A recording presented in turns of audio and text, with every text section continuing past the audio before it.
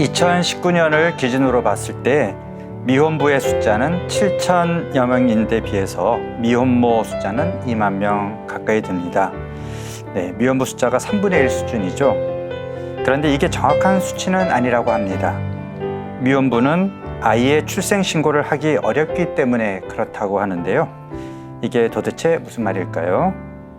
한부모 가정의 아이들을 지원하고 있는 단체 아빠의 품 김지환 대표님 모시고 자세한 사정 알아보겠습니다. 네, 어서 오십시오. 안녕하세요. 네.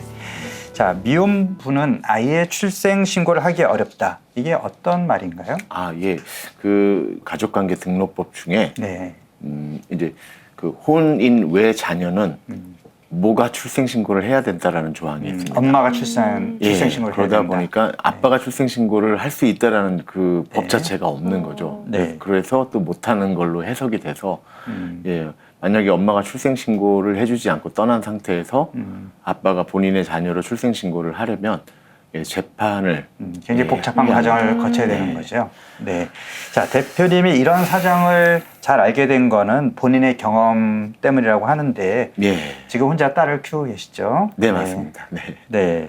자, 어떤 사연인지 좀 소개 좀 부탁드립니다. 저도 지금 제 딸아이가 10살이 됐으니까 딱 10년 전에 이와 같은 상황이었습니다. 저도 결혼을 하지 않은 채로 이제 결혼 약속만 하고 이제 같이 연애를 하고 같이 살다가 아이를 임신을 하게 됐고 또 임신 과정 중에 이제 저희 아이의 엄마가 많이 좀 아프셨어요. 특히 이런 그 심리적인 부분이 좀 많이 아프시고 또 당시에 제가 많이 좀 그런 뭐 경제적으로나 이런 위기가 저한테도 왔었고 그리고 또 저 자체가 뭐 능력이 부족해서 그런지 그런 부분이 부족해서였는지 그때 이제 아이 엄마를 제가 잘 이렇게 지키지 못하고 그렇게 해서 헤어지게 됐고 근데 그런 과정 중에 이제 그 아기 어머니가 아이 출생 신고를 못 해주고 떠났고 또 연락은 두절돼 버리고 또 이게 뭐 여러 가지 사정 때문에 찾을래야 찾을 수 없는 상황이었습니다. 네. 아이를 처음에 혼자 키우겠다고 했을 때 부모님이나 주변 분들의 좀 반응은 어땠는지도 궁금해요. 다들 이제 아빠 혼자서 아이를 어떻게 키우냐. 그렇죠. 거기다 대고 딸 키우는 거는 정말 엄마 손이 필요하다. 뭐 이런 얘기가 많았고요. 심지어는 이제 지금 당장 네가 경제적으로 너무 많이 어려우니까 좀 아이를 어딘가에 맡기고 그렇죠. 돈을 번 다음에 아이를 찾아라. 뭐 이런 말씀들을 많이 하셨었어요. 자, 그런데 이제 아이가 출생 신고를 하지 않으면 어떤 어려움이 생길지 우리 막연하게는 이게 참 문제가 많을 것 같다 하는데 구체적으로 어떤 어려움이 있을까요? 저도 처음부터 예상은 못했었어요. 네. 제가 이제 또 나름 뭐 사회적인 뭐 이런 경험이 충분하다 생각했기 때문에 지금 당장 경제적으로 어려워도 내가 내 아이 하나 키우는 거는 크게 문제되지 않는다라고 어떻게든 해낼 수 있다라고 생각을 했는데 아이가 주민번호가 없으니까 그 아이를 맡길 곳이 없어져 버립니다. 약간 많이들 아이들 다니고 있는 그 어린이집을 갈 수가 없고 또 아이돌봄 서비스라고 하는 이 국가 지원 정책이 있는데 그런 아이돌봄 서비스조차 이용을 할 수가 없게 되는 거죠. 그럼 이제 갓난아이는 24시간 누군가는 지켜줘야 되는 존재인데 이제 그럴 수 있는 사람이 저밖에는 없는 거고 그러다 보니 일을 할 수가 없는 거였고 일을 못 하게 되니 이제 아이와 살아가는 생활비조차 이제 없어지는 상황이 금방 오더라고요. 그러니까 출생 신고를 해야 우리가 사회에서 받을 수 있는 모든 혜택 같은 거를 받을 수 있는데 서류상으로는 존재하지 않는 그런 상태가 돼버리니까 굉장히 큰 불이익이 되는 거죠. 그게 단순한 불이익으로 말할 수도 있는데 사실 그 당시 상황은 뭐 사회적으로 갖고 있는 이런 복지 제도를 원하는 건 아니에요. 어린이집이라도 보낼 수 있게만 해주면 아무런 복지가 없어도 그냥 내가 벌어서 내가 키우겠다. 그렇게만 해줄 수 있게 해달라. 이게 지금도 그렇게 좀 어려워하는 아버님들의 마음이십니다. 그렇군요. 사실 요즘에는 갓 태어난 아이를 이 베이비박스에 맡기는 일도 많은데요. 그런데 이 어려운 상황 속에서도 아이를 직접 키우겠다고 결심한 아빠들한테 이런 어려움이 있다는 거는 사실 저는 좀 상상도 못했고 처음 알았는데 각자만의 또 정말 안타까운 사연들이 많을 것 같아요. 이게 대부분 뭐 이제 그런 공통 분모는 비슷한 거는 이제 뭐 어떤 사연이든 엄마가 떠났다라는 거고 또 똑같은 어려움에 처하는 거는 그러다 보니까 주민번호가 없기 때문에 네. 이제 아빠가 혼자 아이를 돌봐야 되는데 이 아이를 뭔가 사회적으로 뭐 이렇게 국가적으로 지켜주는 아무런 시스템과 제도와 장치가 없이 그냥 아무 힘없는 그냥 개인 1인이 이 한 아이를 지켜야만 되는 상황이니까 또 근데 그것이 경제 활동을 병행하지 못하고 네, 그렇죠. 예, 또 뭐 그런 상황 자체가 많은 좀 심리적으로 또 힘들고. 크게 힘들어요. 뭐 예를 들면 내 아이를 위해서 옷 한 벌 사는 것도 어렵고 내 아이를 위해서 점점 아이가 먹어야 되는 분유 기저귀 값을 아껴야 되고 아이가 병원을 가게 될 때 의료보험 건강보험 혜택이 안 되니까 남들보다 뭐 적게는 3배에서 많게는 10배 이상의 의료비를 내야 되거든요.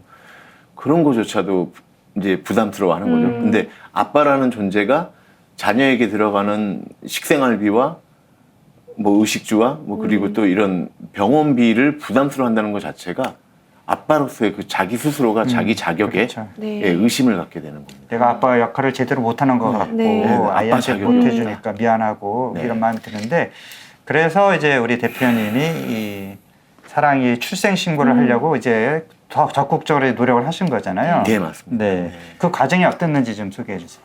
처음에는 인터넷을 아무리 뒤져도 방법이 없는 거예요. 네. 방법이 없고 뭐 이제 그 법률구조공단이라고 하죠. 이게 서민들이 법률적인 이런 상담을과 도움을 받을 수 있는 거 거기를 찾아가 봐도 똑같이 지금 당장 방법이 없어요. 엄마를 찾으셔야 돼요. 뭐 이런 말이 다였어요. 네.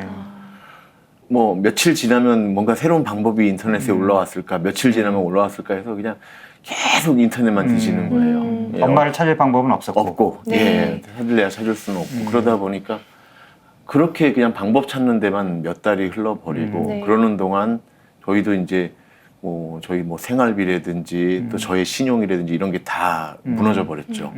예, 그러면서 아이를 제가 이제 혼자 기르기 시작한 지 3개월째 만에 이제 그 선택의 뭐 한 기로가 오더라고요. 뭐였냐면 지금 당장 남아있는 나의 그 현금으로 이 아이와의 생활비를 할 것인지 아니면 기존에 이제 저도 사회생활을 했었으니까 뭐 신용카드라든지 뭐 대출이라든지 이거를 변제를 해야 될 것인지 이 기로가 오더라고요.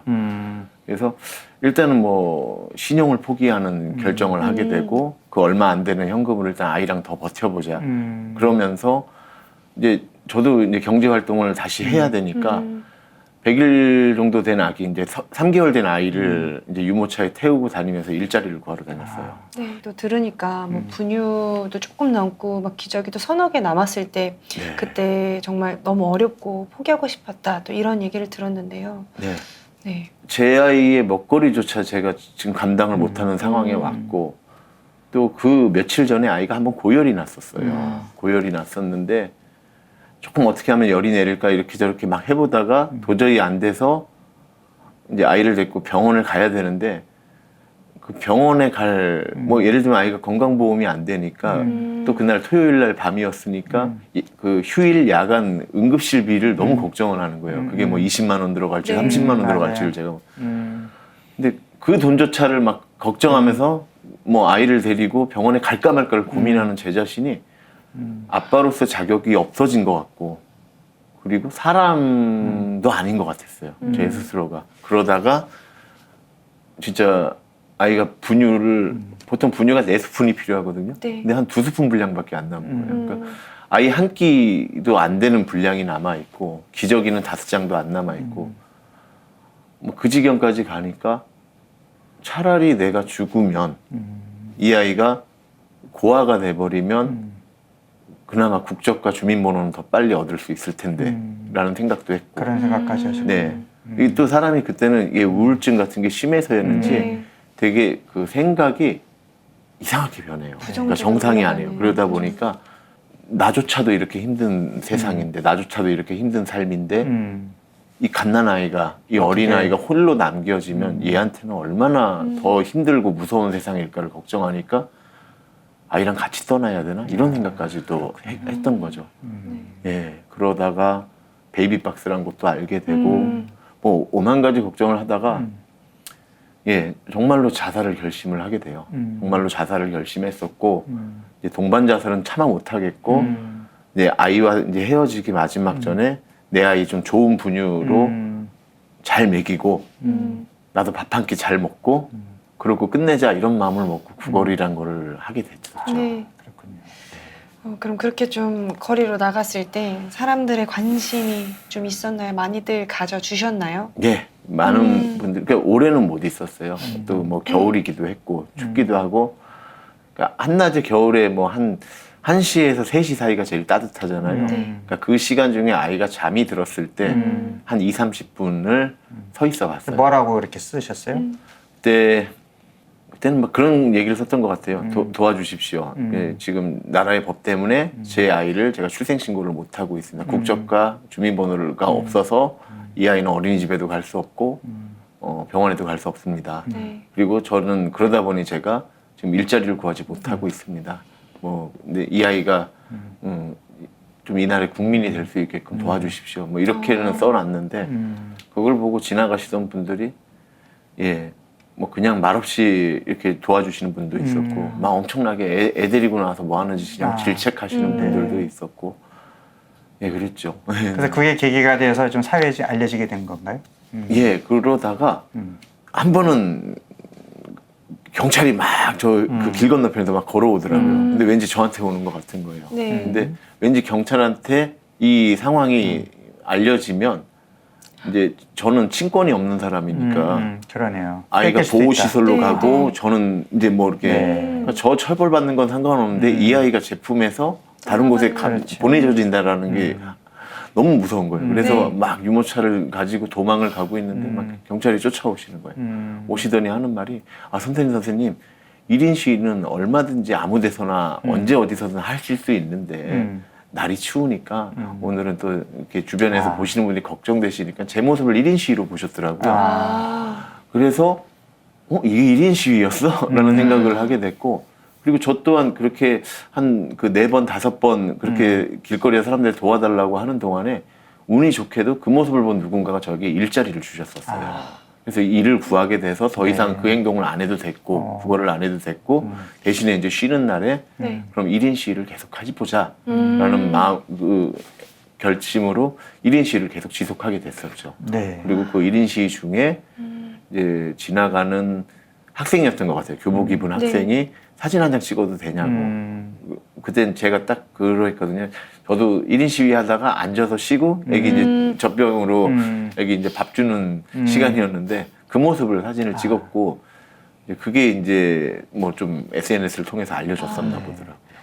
자, 그래서 이제 사랑이법이라고 이제 많이들 들으셨을 텐데 네. 사랑이가 이제 출생 신고를 하기 위해서 이제 대표님께서 많이 애를 쓰셔서 뭔가 이제 법이 바뀌게 된 거죠. 네, 뭔가 하나는 만들어졌죠. 네, 좀 어떻게 된 건지 좀 말씀 좀. 일단 그 저랑 제 딸아이는 사랑이법을 적용을 못 받은 거예요. 저희가 문제가 네. 그 판결을 받고 난 이후에 이제 시행이 된 건데 그러다 보니까 저희가 했던 소송은 뭐 이제 거의 행정 소송이죠. 뭐 서류로만 진행이 되는.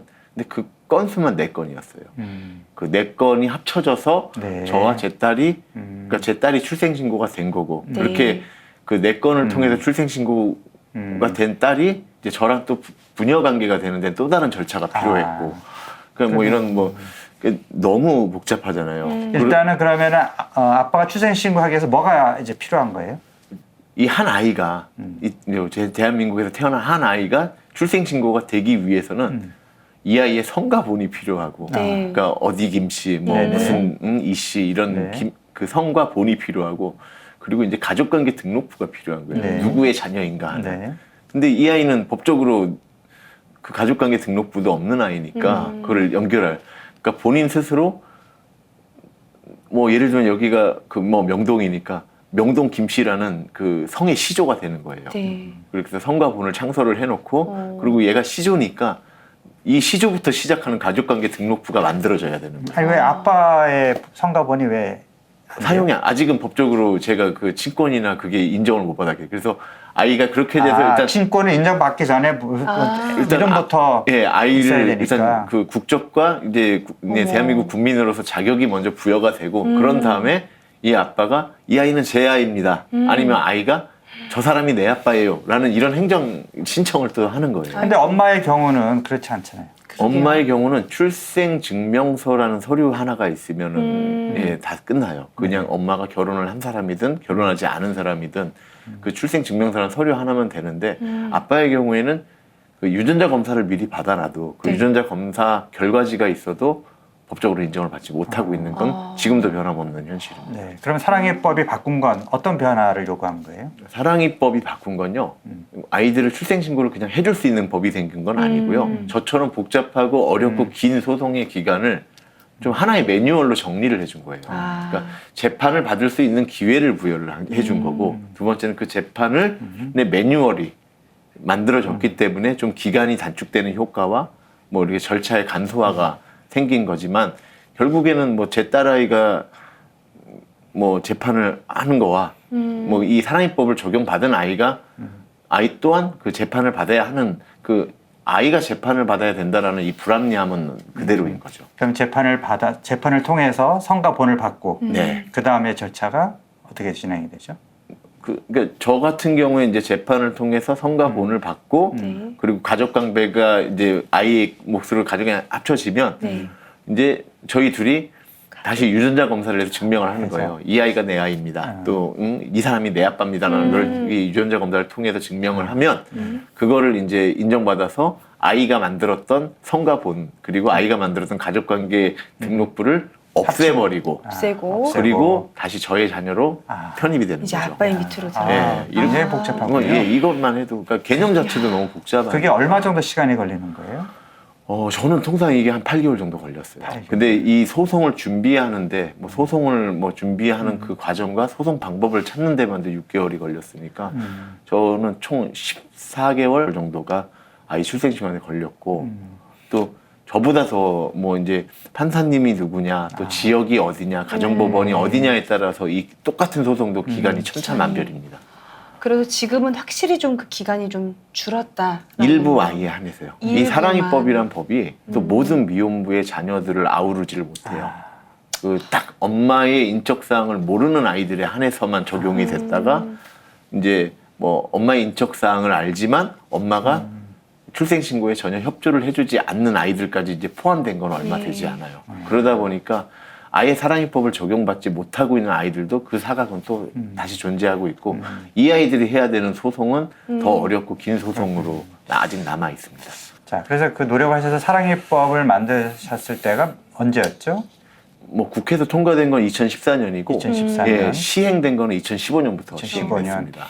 그러고도 이제 꾸준하게 뭐 이제 헌법 소원까지 이렇게 또 제기를 해서 네. 지난 3월에 유의미한 결과가 있었다고 하는데 네. 어떤 상황인지 좀 설명해 주세요. 예, 그 뭐 사랑이법이 그렇게 개정되고 사랑이법을 적용받는 아이들이 확대가 됐지만 뭐 앞서 말씀드렸듯이 사랑이법은 그 출생 신고를 위한 재판을 받을 수 있는 기회를 주는 법이지 아이들의 그 출생 신고 대지는 그 권리를 보호해 주는 법은 아니에요. 그러다 보니까 아이들이 재판 받아야 된다라는 그 불합리함은 여전하기 때문에 이거 자체가 아이들의 기본권을 침해하는 거고 이거 자체가 아이들의 평등권을 침해하고 있다. 그리고 또 여기서 발생되는 문제가 아이들에게 생존권까지 위협을 하고 있으니까 이 법이 아예 그냥 이런 임시방편적인 법이 아니라 근본적인 문제가 해결되기 위해서는 법이 바뀌어야 되는데 그 10년 동안 제가 주장을 해왔던 아무리 주장을 해도 법이 안 바뀌니까 그 뭔가 법을 바꿀 수 있는 근거를 만들기 위해서 헌법 소원을 했어요. 즉 엄마와 아빠의 사연을 떠나서 그냥 아이 자체로 먼저 출생 신고가 당연히 되질 수 있게끔 해달라라는 취지로 그 혼인의 자녀는 뭐가 출생 신고를 해야 된다라는 그 조항 자체가 이 아이들한테 대단히 불합리하다, 헌법에 위배된다라는 주장을 했던 거고 그 주장을 인정을 받았어요. 그 조항이 예, 헌법에 위배된다라는 판결을 받았고 추가로 그렇기 때문에 입법부에서는 2년 안에 그러니까 2025년 5월까지 이 아이들이 출생신고 될 수 있는 법을 만들어라라는 그런 판결까지 받은 거죠.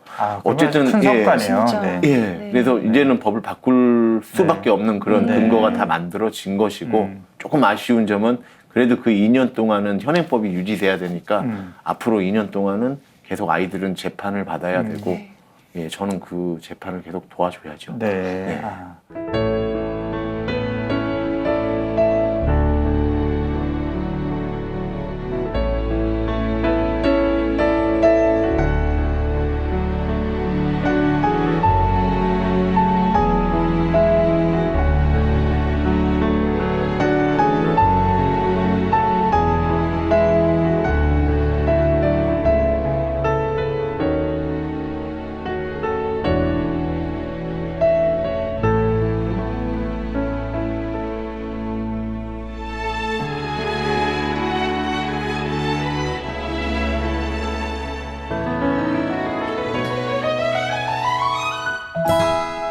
한국 싱글 대디 가정지원협회 아빠의 품이라는 단체를 그러면 대표님이 만드신 건가요? 예, 그렇습니다.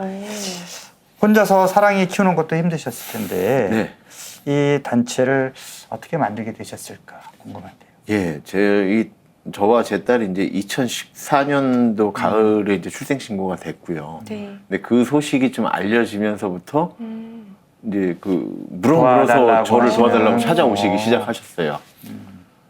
근데 그게 뭐 한 명이 10명 되시고 그게 그 또 기간이 이제 그 2014년 겨울부터 뭐 쭉 계속되더니 2018년까지 계속 그 문의가 오시더라고요. 네. 그래서 저는 그냥 제 다른 경제 활동을 하면서 그냥 이렇게 개인적으로 찾아오시는 분들을 도와드리고 뭐 개인적으로 계속 1인 시위하고 저는 그냥 개인 사회 활동을 했었는데 어느 날 이렇게 막 그러잖아요. 집에서 쉬는 날 TV 채널을 계속 돌리잖아요. 그러니까 무의식적에 돌리다가 뉴스 채널이 지나가는데 하필이면 그때 키워드에 뭐 몇 개월 된 아이와 뭐 그 20대 남성이 죽어서 발견됐다라는 그게 딱 뜬 거예요. 그래서 멈췄죠. 그거를 보는데 아이가 출생신고 안 된 채로 죽었고 예, 20대 남성이 죽었는데 정황을 봤더니 그 20대 남성이 먼저 죽었고 그 아이는 그러니까 지병으로 먼저 죽은 거였고 아이는 굶어 죽은 거더라고요. 출생신고가 안 돼 있었고. 근데 그때 되게 뭐라고 할까 이렇게 마음에 죄책감이 형성이 되는 거예요. 남의 일 같지가 않은 거죠. 네, 내가 그 전까지는 솔직히 이렇게 그 언론에 제가 노출되는 것 자체도 가명을 썼었어요. 네. 제 본명을 안 쓰고 가명을 썼었고 제 얼굴 자체를 모자이크 처리를 해달라고 했었는데 그게 뭐 자랑할 일도 아니니까. 예, 그래서 그걸 드러내고 싶지 않았다가 내가 무슨 뭐 정치인도 아니고 연기자도 아니고 연예인도 아니고 나 같은 사람이 좀 알려진다고 해서 그게 내 삶에 얼마나 그게 무슨 네. 피해가 있을까 내가 왜 나를 그렇게 뭐라도 된 듯냐 숨겼지 막 이런 반성을 하게 됐고 그러면 저 성인 남성이 저라는 존재를 쉽게 찾고 알았으면 네. 도움을 받았으면 적어도 저 아이는 살릴 수 있지 않았을까 하는 생각이 들어서 네. 그래서 홈페이지를 만들기 위해서 그 홈페이지에 제 개인 전화번호를 공개를 하기 위해서 단체를 만들었습니다. 네. 그럼 지원 대상은 미혼부 가정인 거죠? 이제 그게 이제 미혼부들이 쉽게 찾으라고 미혼부 가정이라고 이렇게 아예 그거를 이제 표기를 한 거고 네. 사실상 현실 속에 도움이 필요한 아이들이 많아요. 물론 뭐 이렇게 그 부모가 아예 없는 아이들도 있고 네. 뭐 여러 형태의 아이들이 그렇죠. 있지만 한부모 가정도 있고. 예. 근데 이게 제도권 안에 있는 그래서 뭔가 그 지자체든 중앙정부든 뭐 아니면 민간단체로부터 도움을 받는 그런 가정과 아이들이 있는 반면에 저처럼 제 딸아이처럼 법적으로 서류적으로 행정적으로 인정받지 못해서 그 지원을 민간단체도 그렇죠. 못 받고 지자체에도 못 받고 중앙정부에도 못 받는 가정들이 있어요. 일단은 출생 신고가 돼야 그런 지원을 받을 수 그러니까. 있으니까. 뭐 예를 들면 할머니나 할아버지가 아이를 혼자 기르고 있어요. 근데 서류에는 엄마도 있고 아빠도 있는 애예요. 근데 엄마는 부산 가 있고 아빠는 저기 어디 강원도 가 있어요. 네. 그리고 둘 다 연락이 안 돼요. 여기는 서류로 엄마 아빠가 존재하니까 한부모 가정 지원도 못 받고 그래요. 조성 가정 지원도 못 받아요.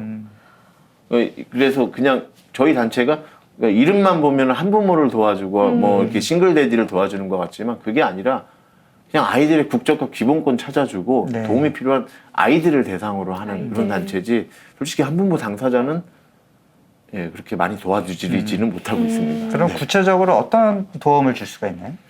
뭐 지금까지 해왔던 걸로는 제일 저희가 가장 그 주력으로 했던 일은 아이들의 출생신고 소송을 돕는 일이었고요. 네. 그리고 이제 제가 그 국회와 중앙정부에 법과 제도를 바꿔달라고 막 가서 조르는 역할을 참 잘하더라고요. 네, 네. 네, 법을 제가 바꾸거나 그런 게 아니라 네. 제도를 만든 게 아니라 그렇게 해달라고 저는 졸랐던 역할이었던 것 같고 그리고 나서 이게 조금 알려져서 한 번씩 이렇게 후원금이 가끔 들어올 때가 있어요. 그럼 그런 후원금이 들어오면 그게 이제 소송 비용으로 대부분 사용되거나 네. 그렇지 않으면 이제 제도권에서 못 도와주는 그 아이들에게 네. 뭐 공과금을 내준다든지 네. 방세를 내준다든지 아니면 아이들 필요한 뭐 이런 물품을 사준다든지 이런 쪽으로 많이들 다 사용이 되시고 돈이 있으면 있는 대로 없으면 없는 대로 또 이게 예, 계속 무언가를 그 애들을 도와줄 수는 있게 되더라고요. 그 대표님이 직접 겪으셨던 고충의 시간이 있으니까 그런 부분까지도 다 굽어 살피시는 것 같아요. 네. 아, 그 아빠의 품이라는 단체는 어떻게 대표님 혼자 일하시는 건가요? 아니면 저 혼자 일하고 있고요. 간간히 네. 뭔가 도움이 필요할 때 뭐 재능을 기부해 주시는 그런 음. 분들이 계세요. 뭐 오. 변호사님이라든지 뭐 평화방송도 그렇고 특히 평화신문도 네. 그렇고 그럴 때 제가 찾아뵙고 이 집 좀 도와주십시오 아, 하면은 네. 또 적극적으로 도와주시는 곳이 또 여기기도 하세요. 네, 평화신문의 그 사랑이 꽃피는 곳이라든지 맞습니다. 네. 거기를 통해서만도 네. 한 5가정 정도가 도움을 받았으니까요. 그렇군요. 저희 단체도 한번 그렇게 도와주셨었어요. 네. 그래서 그 해 저희가 제일 많이 출생신고 소송을 네, 신나게 도와줬었죠. 네. 신나게. 네. 또 이렇게 일 얘기를 하면서 굉장히 또 행복하고 신남을 느끼시는데 네. 약간 이제 또 아버지로서의 질문을 좀 드리고 싶어요. 네. 이제 사랑이가 몇 살인가요? 10살입니다. 이제 10살. 초등학교 3학년 다니고 너무 있고요. 이쁘다. 네. 네, 지금 그러면 무슨 일 하시면서 어떻게 우리 사랑이를 돌보고 계신지. 네. 예, 그 작년에 제가 이제 아프기 전까지는요, 그 저기 아까 말씀하셨던 베이비박스라는 곳에서 거기 운영을 총괄하는 네. 예, 팀장 역할로 일을 좀 하고 네. 있었고 그러다가 이제 과로로 한번 쓰러지고, 아, 예, 제가 그 과로로 쓰러졌을 때 심정지도 왔었고 그리고 그 상태에서 의식불명인 채로 한 열흘 이상 병원 중환자실에 입원해 있었더라고요. 그리고 깨어나서 그 연말까지 올 초까지는 재활 치료만 했었고요. 예, 그러다가 이제 봄부터 아주 작은 그 스타트업 회사에서 또 일을 하게 됐어요. 그래서 낮에는 그 회사의 그 업무를 보고 이제 저녁이나 주말에는 또 저희 아빠의 품 활동을 계속 하고 있는 중입니다. 이렇게 또 열일 하시고 또 몸도 아프실 만큼 열심히 남들을 위해서 도우시는데 이 와중에 정말 다른 가정까지 돌본다는 게 쉽지 않은 일이거든요. 예. 그럼에도 불구하고 아빠의 품 활동을 계속 하시는 이유는 뭘까요? 또 저를 찾아오는 사람들이 물론 아빠들의 목소리를 통해서 찾아는 오지만 정말 이게 태어난 지 얼마 안 되는 아기들부터 다 어린 아이들이잖아요. 그럼 이 중에 누가 있어서 조그마한 아이들이 저 좀 도와주세요, 저 좀 살려주세요 하는데 그 외면할 수 있는 사람이 누가 있어요. 그렇군요. 네. 예, 어떤 그 사람들도 그건 외면 못 할 거예요. 근데 하필이면 저한테는 계속 그런 아기들만 도움을 요청하잖아요. 그러니 예, 저도 힘들어요. 빨리 그만두고도 싶고 예, 지치기도 하고 하는데 근데 막 눈앞에 당장 애기 나타나면 별 수 없어요. 그래서 하고 있는 것 같습니다. 네. 그래도 너무너무 훌륭하십니다, 진짜. 자, 아빠 혼자 딸을 키우는 것도 사실 쉽지 않고 10살이면 빠른 애들이 이제 사춘기가 막 시작될 그렇죠, 수도 그렇죠. 있는데 네. 사랑이 키우면서 좀 힘드실 때가 언제예요?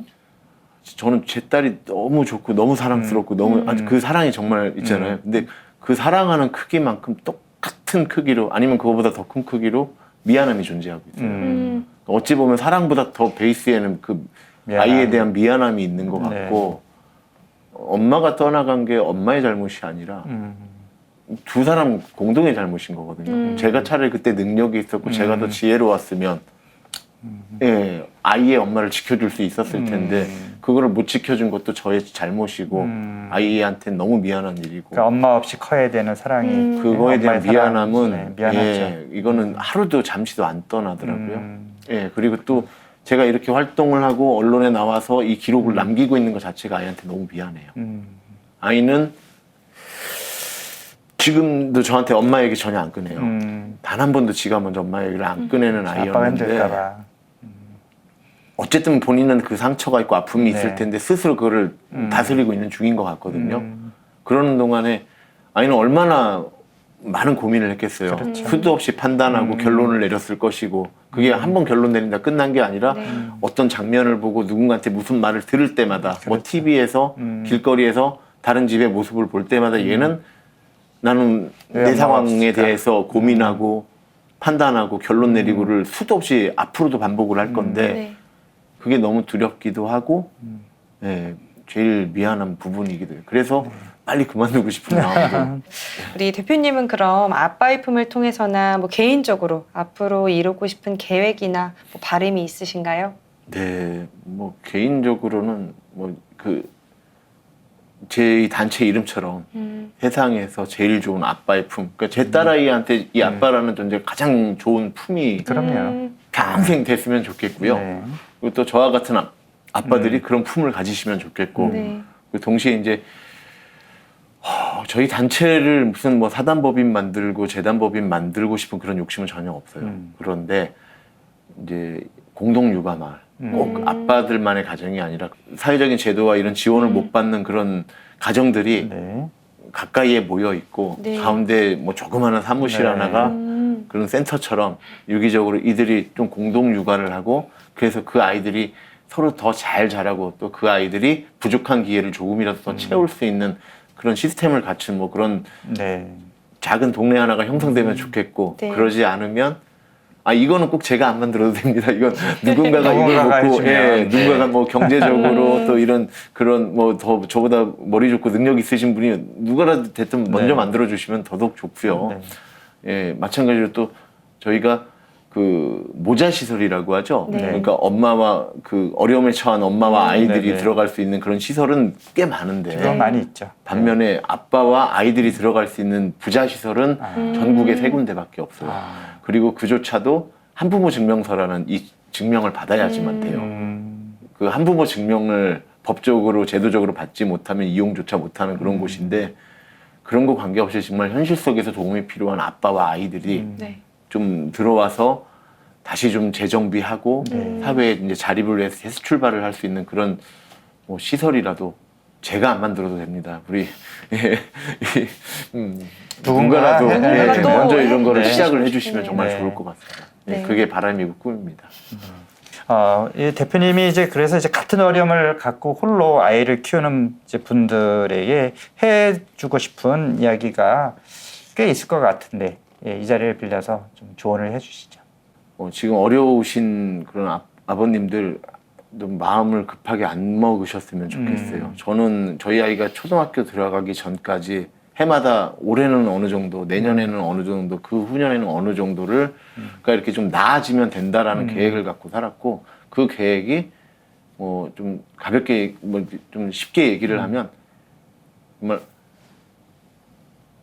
그냥 하루하루 아주 조금씩만 나아지면 예, 그 한 번에 뭐가 확 좋아지는 건 없어요. 그 하루 조금씩 좋아지는 그 하루하루가 한 3명 정도 모이니까 뭐가 좀 변화가 느껴지더라고요. 네. 그러면서 좀 나아지는 거에 속도가 붙기도 하고 정체가 되기도 하는데 그래도 우리 아빠들이 계속 노력하는 한 하루하루 좋아지는 거는 분명합니다.